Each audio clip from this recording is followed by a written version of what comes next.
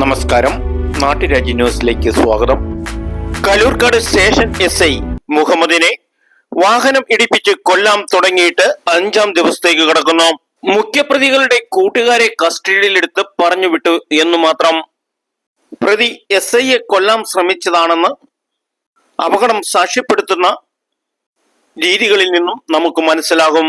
ആഭ്യന്തര വകുപ്പും മുഖ്യമന്ത്രിയും കയ്യിൽ അമ്മാനമാടുന്ന പിണറായി വിജയൻ തൊടുപുഴയിലെത്തിയപ്പോൾ പിണറായി വിജയന് സ്വീകരണം കൊടുക്കാനെത്ത DIG, IG-മാർ ഉൾപ്പെടെ അപകടം പറ്റിയ മുഹമ്മദ് എസ്.ഐയെ കാണാൻ എത്തിയെങ്കിലും 5-ാം ദിവസത്തിലേക്ക് കടക്കുമ്പോഴും പ്രതിയെ കിട്ടാത്തതിലാണ് ജനങ്ങളുടെ ആശങ്ക. പോലീസുകാർക്ക് വരെ ജനങ്ങളുടെ ജീവനും സ്വത്തിനും സംരക്ഷണം നൽകാൻ പറ്റാത്ത ഒരു സാഹചര്യത്തിലേക്കാണോ പോലീസ് ഡിപ്പാർട്ട്മെന്റ് എത്തിപ്പെടുന്നതെന്ന് സംശയിക്കേണ്ടിയിരിക്കുന്നു. കുറ്റകൃത്യം നടത്തിയ സ്ഥലത്തു നിന്നും തൊടുപുഴയ്ക്കടുത്ത് വെറും 15 കിലോമീറ്റർ വാഹനം ഓടിച്ച് ആ വാഹനം ഇവിടെ ഉപേക്ഷിച്ചിട്ട് പോയിട്ടും പ്രതി ഒളിവിൽ പോയി എന്നാണ് പോലീസ് വാദം. ഇത് യഥാർത്ഥ പ്രതിയെ രക്ഷപ്പെടുത്താൻ ചില രാഷ്ട്രീയ താല്പര്യങ്ങൾക്കനുസരിച്ച് പോലീസ് മടിച്ചു നിൽക്കുന്നു എന്നുകൂടി സംശയിക്കേണ്ടിയിരിക്കുന്നു. എന്നാൽ ഇന്നല്ലെങ്കിൽ നാളെ പ്രതിയെ കസ്റ്റഡിയിൽ എടുക്കും എന്ന് തന്നെ ഉറപ്പിച്ചാണ് പരിക്ക് പറ്റിയ SI പറയുന്നത്.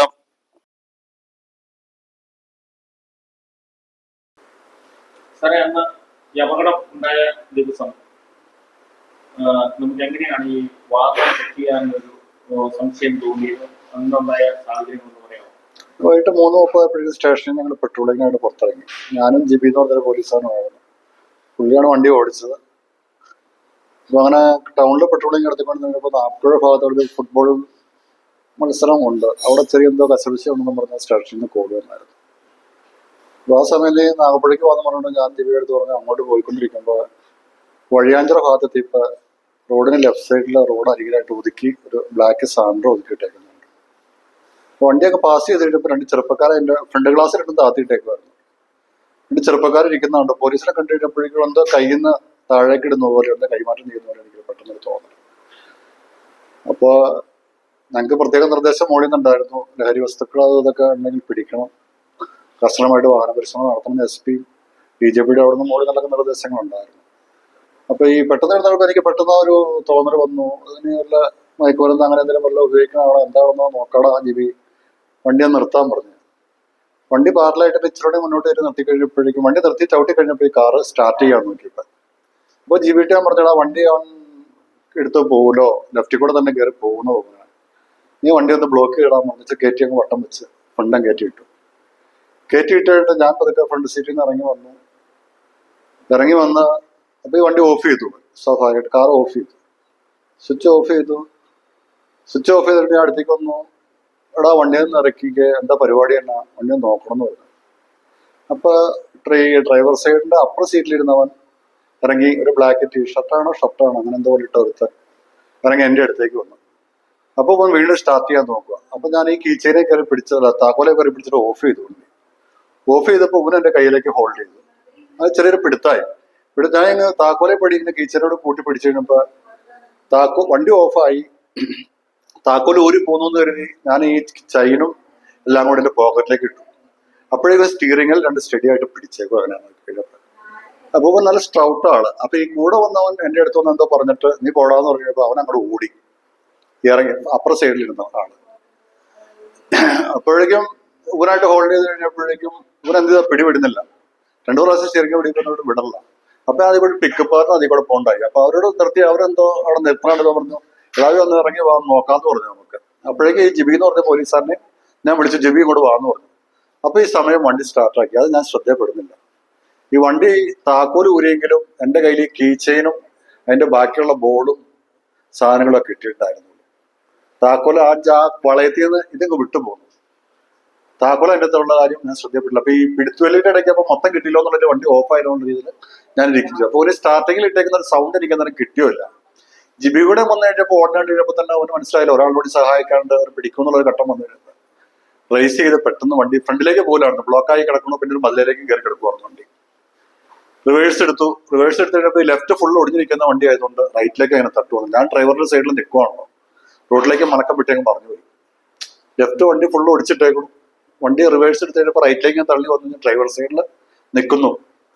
റോഡിലേക്ക് മലക്കം വെട്ടി അങ്ങ് മറിഞ്ഞു കഴിഞ്ഞപ്പോൾ തന്നെ വലതുകാലെ കൂടെ ആദ്യം വണ്ടി ഒന്ന് കയറി.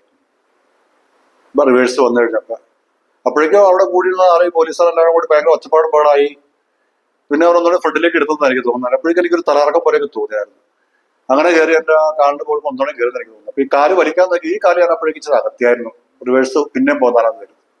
പിന്നെ ആ ബോഡി ഇങ്ങനെ വന്നിട്ട് ഈ വണ്ടി ഒന്ന് ഇങ്ങനെ സ്കിഡ് ചെയ്ത് ലെഫ്റ്റ് ഒടിച്ച് വെച്ചേക്കുള്ളൂ. അപ്പൊ ജാമായിട്ട് ഇങ്ങനെ പോരുക. ഒരു പഴയ പൊട്ട വണ്ടിയായിരുന്നു. എന്റെ ഫാൻ ബെൽറ്റും പോയായിരുന്നു ആ സമയം. ഫ്രണ്ടിലെ വീലും പഞ്ചറായിരുന്നു. അങ്ങനെ പിടിച്ച് ഇങ്ങനെ എന്റെ കൈയും പോയി തുടയും കൂടി ജാമായി ഇങ്ങനെ കയറി പോകുന്നു. വണ്ടി ഇവിടെ എത്തിക്കഴിഞ്ഞപ്പോ എനിക്ക് തോന്നി ഞാൻ എല്ലാ ഈശ്വരന്മാരെയും വിളിച്ചു വന്നത്. എനിക്കൊക്കെ പിന്നെ ഇരുട്ടായി. ഡാഷ്ബോർഡ് അതിന്റെ റണ്ണിംഗ് ബോർഡാണോ എന്നാണോ വന്നെ. ഞാൻ കൈ ഇങ്ങനെ ഇവിടുന്ന് വലിച്ചിട്ട് ഈ കൈ ഇങ്ങനെ ഹോൾഡ് ചെയ്തു രണ്ടും കൂടെ കൂടി. അപ്പൊ ഇങ്ങനെ എനിക്ക് തോന്നുന്നു ഇങ്ങനെ ഉറഞ്ഞ് ഇങ്ങനെ കഴുത്തിന്റെ ഈ പാടുണ്ട്. ടയറ് വണ്ടി സ്കിപ്പ് ചെയ്താ പോകുന്നത്. ഇങ്ങനെ ഞാൻ റോഡിൽ മലത്ത് കിടക്കുക ഇങ്ങനെ കാല് പോയി. അപ്പൊ ഈ കാല് വലിച്ച് അടിക്കാൻ നോക്കിയപ്പോ ഈ കാല് തകർന്നു പോയിരിക്കും. കാലെ കുത്തി ഒറ്റക്കാലിൽ അടിക്കാനും പറ്റില്ല. അപ്പൊ ഇങ്ങനെ പിടിച്ച് ആ വണ്ടി ഇങ്ങനെ കയറി ഇറങ്ങി അങ്ങ് പോയി. പോവുകയും ചെയ്തു. അപ്പോഴേക്കും പോലീസുകാരനെ ഓടി വന്നിട്ട് അവനാകുമ്പോഴെ ഇതായിപ്പോയി, അപ്സെറ്റ് ആയിപ്പോയി ഇത് കണ്ടിട്ട്. വണ്ടിയുടെ പുറകെ എത്താൻ നോക്കി. അപ്പോൾ ഇറങ്ങി പോയതിന്റെ കൂടെ നാട്ടുകാരും ഞാൻ ജിബിയിട്ട് പറഞ്ഞു മെസ്സേജ് കൊടുക്കാൻ. സാർ ഇത് ഒരു അല്പം മിനിറ്റ് കൊണ്ട് സംഭവിക്കുന്ന കാര്യങ്ങളാണ് വന്നത്. അപ്പൊ നാട്ടുകാരും കുറച്ചാൾക്കാരും കൂടി ഓടിപ്പോയവന്റെ പുറകെ എത്തി. ഈ വണ്ടിയുടെ ഇത് അപ്പോഴേക്കും ഇൻഫർമേഷൻ കൊടുത്തു. സ്റ്റേഷനിൽ അപ്പൊ തന്നെ മറ്റേ കൂടുതൽ ഫോഴ്സ് വന്നു. ആംബുലൻസ് എത്തി എന്നെ കൂടെ കൊണ്ടുവന്നു. എന്നോട് വണ്ടി ട്രേസ് ഔട്ടായി. പ്രതികളെ തിരിച്ചറിഞ്ഞു. ഓടിപ്പോയവന് അതായത് ഇവരെന്തോ അതായത് പൈനാപ്പിൾ തോട്ടത്തിലേക്ക് അങ്ങോട്ട് കയറി എന്നുള്ളതാണ് പറഞ്ഞത്. ആൾക്കാർ രാത്രി വരെ പോലീസും കോതമംഗലം മോട്ടോർ എന്ന് തുടങ്ങിയ എല്ലാ സ്ഥലത്തും പോലീസും ഫോഴ്സൊക്കെ വന്ന് എല്ലാം അരിച്ചുപറിക്ക് നോക്കി. കിട്ടിയില്ല എന്നുള്ളതാണ് ഞാൻ അറിഞ്ഞത്. ഇതുവരെ പോലീസൊക്കെ കാര്യക്ഷമമായ രീതിയിൽ ഇപ്പോൾ ഒരു സ്ക്വാഡ് രൂപീകരിച്ചുകൊണ്ട് അന്വേഷണം നടത്തുന്നുണ്ട്. ഇന്നലെ അവന്റെ കൂട്ടുകാർ രണ്ടുപേരെ പ്രതികളെ അറസ്റ്റ് ചെയ്തു എന്നുള്ളതാണ് അറിയാൻ കഴിഞ്ഞത്.